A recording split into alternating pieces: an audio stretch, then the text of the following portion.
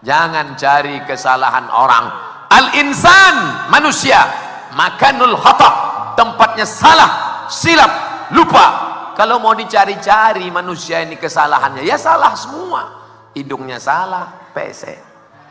Kulitnya salah, sawo matang hampir busuk. Rambutnya salah, sudah terlalu panjang, sudah banyak WA masuk. Ustadz kapan pangkas? Nanti pulang dipotong. Ustadz Somad ceramah, kenapa dipasang lampu terang? Karena ada kamera. Kalau lampunya tidak terang, nanti Ustadz wajahnya hitam. Orang jadi ngejek. Anian nih, Ustadz kalian aliran sesat kan mukanya hitam. Tapi kalau dipasang cahaya, hebat ya video Ustadz di Palu tadi malam, bercahaya wajah Ustadz Somad. Lampunya 2, terang benderang. Saudaraku, tapi ini bukan pencitraan, tidak. Ini supaya nanti orang di YouTube, ini kamera banyak, 1, 2, 3, 4, 5, 6, 7, 8, 9, 10. Ini yang pakai tiang, belum lagi yang pakai tiang tangan. Capek sebelah, ganti sebelah. Capek sebelah, masukkan ke kantong. Saudaraku yang dimuliakan Allah Subhanahu wa ta'ala, saya selama ini berceramah, tabligh akbar, orang banyak, dinaikkan drone ke atas, ditampakkan, ramai. Ternyata Abdul Somad menceramahi orang yang sudah baik. Betul? Ini yang datang ini orang baik-baik semua. Abdul Somad menceramahi orang yang sudah baik, orang yang sudah sholat, orang yang sudah ngaji.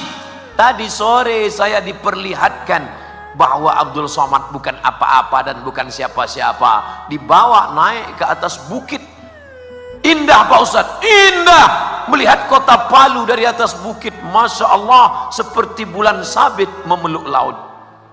Indah, ada jembatan kuning dari atas. Loh, itu tadi kita lewat di sana. Ya Ustadz Somad. Tapi ada yang lebih indah di atas, melihat anak-anak suku Da'a sedang berselawat.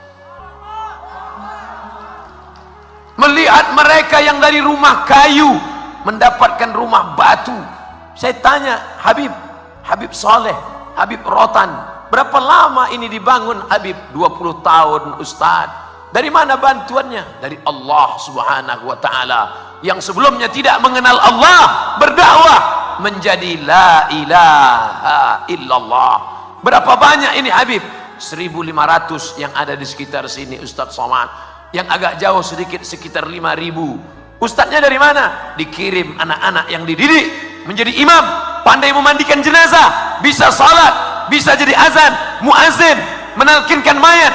Dikirim mereka ke daerah, 5.000 dalam bimbingan kita. Alhamdulillah, kalau begitu tugas sudah selesai. Belum Ustadz Somad, masih ada 17 lagi. Oh, masih sedikit Habib, 17.000 lagi.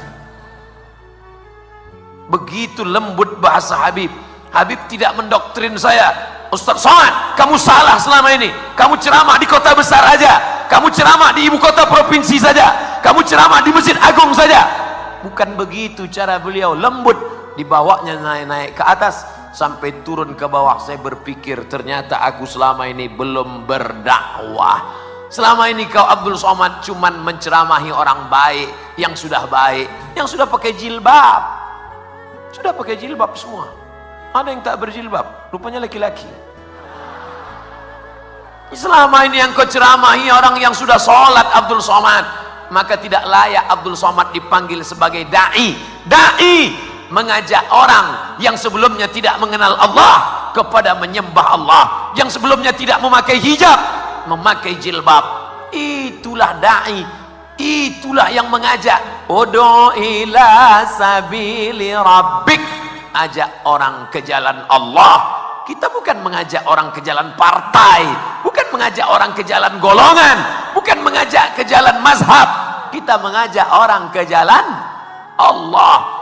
Hari ini kedatangan saya ke Palu memang betul-betul menusuk jantung sampai ke pangkal hati.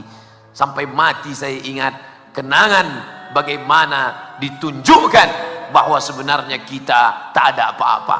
Yang selama ini membanggakan diri, kalau sudah dikirim Ustadz Abdul Somad 1 juta viewer, kata dia. 1 juta ente bilang? Ya, pasti belum ikut follow Instagram saya. 4 juta yang betul. Nah kan, mulai datang sombongnya kan. La yadkhulul jannah, ingat Ustaz Somad, la yadkhulul jannah, tidak masuk surga. Siapa yang tidak masuk surga itu?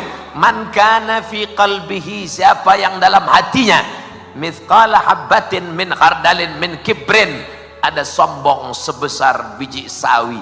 Ada saja dirimu merasa sombong sebesar biji sawi, kau tidak akan mencium bau surga. Mudah-mudahan kita selamat dari kesombongan itu insyaallah. Ini Ustaz Somad ceramah aja kan, pandai ngomong aja, jangan sombong, jangan sombong, jangan merasa diri tinggi, jangan merasa diri hebat. Dia sendiri tempatnya tinggi, kami di bawah. Tempat ini dibuat, kan nggak mungkin saya ceramah di bawah, dibuat saya ceramah di atas supaya ibu-ibu, bapak-bapak bisa melihat, oh ternyata Ustaz Somad itu ada di alam nyata. Ternyata dia jelas manusia, dia rupanya. Kami sangka dia selama ini transformer, Robocop. Saudaraku yang dimuliakan Allah Subhanahu wa taala, tema kita malam ini adalah mengokohkan ukhuwah. Ukhuwah diambil dari kata akhi. Assalamualaikum ya akhi ya ukhti. Saya sebetulnya kalau mau nyanyi ini udah lama, album saya banyak. Kan sombong lagi. Yang laki-laki ya akhi, yang perempuan ya ukhti. Kalau bahasa kampung Ustadz, my brother, saudaraku. Diambil dari kata satu, udara, perut, saudara, saudara, seperut, seperut. Apa maksudnya seperut? Udara, perut, sesatu, seperut. Saya tidak paham makna Ustadz Somad katakan kita kok seperut. Saya datang dari Sumatera, ini Palu, Sulawesi Tengah, jauh Ustadz Somad, melewati Kalimantan, tapi kita berasal dari satu perut. Perut siapa? Perut Hawa, istri Adam alaihi salam. Tolong yang tidak berasal dari perut Hawa angkat tangan. Berarti dia dari monyet. Kasar sekali ngomong Ustadz Somad. Yang ngomong bukan saya, Charles Darwin. Kata Darwin, Nabi Adam itu nggak ada, kata dia. Dunia ini tercipta dengan sendirinya, nggak ada Tuhan. Ateis, A tidak, T Tuhan, is keyakinan. Ateis, keyakinan yang meyakini tidak ada Tuhan. Tuhan itu tidak ada. Yang ada itu hanyalah manusia yang berimajinasi, berhalusinasi, mengatakan ada Tuhan dalam kepalanya. Makanya mereka kalau naik pesawat, ngelihat orang baca doa, Subhanalladzi sakhkhara lana hadza wa ma kunna lahu muqrinin wa inna ila rabbina lamunqalibun. Apa baca-baca doa? Nggak ada itu Tuhan. Yang satu baca doa menurut agamanya masing-masing. Apa baca doa? Nggak ada itu Tuhan. Tapi ternyata begitu pesawat mulai masuk ke awan, tiba-tiba turun ke bawah. Dialah yang paling kuat berkata, oh my God. Ngomong apa tadi? Oh my God. Apa artinya? Oh Tuhan. Ternyata kau berkata tak ada Tuhan ketika engkau sedang aman, nyaman. Ketika sedang stres, oh my God. Ada Allah. Tapi kita tidak mengatakan dia oh my God. Kita berkata la ilaha illallah. Allah yang menciptakan, Allah yang menghidupkan, Allah yang mematikan. Makanya selesai sholat itu kita tanamkan ke dalam jantung hati kita, ke dalam sumsum otak kita. Anak-anak kita tanamkan ke dalam kepalanya. La ilaha illallah wahdahu la syarikalah. Kalau kau punya kekuasaan, yang punya kuasa bukan engkau, tapi Allah. Lahul mulku. Kalau engkau dipuji-puji orang, bukan engkau yang punya pujian, tapi dia. Walahul hamdu. Yuhyi, dia yang menghidupkan. Wa yumit, dia yang mematikan. Wa huwa ala kulli syai'in qadir. Lahul mulku, dia punya kekuasaan. Walahul hamdu, dia yang punya puja-pujian. Yuhyi, dia yang menghidupkan. Wa yumit, dia yang mematikan. Wa huwa ala kulli syai'in qadir. Itu diulang sampai 3 kali.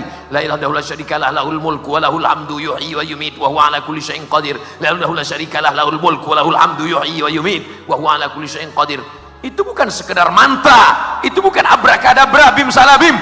ditanamkan ke dalam hatimu, ke dalam jantungmu, supaya engkau bisa berkata di akhirat nanti bahwa kau tidak punya apa-apa. La haula wala quwata illa billahil aliyil azim.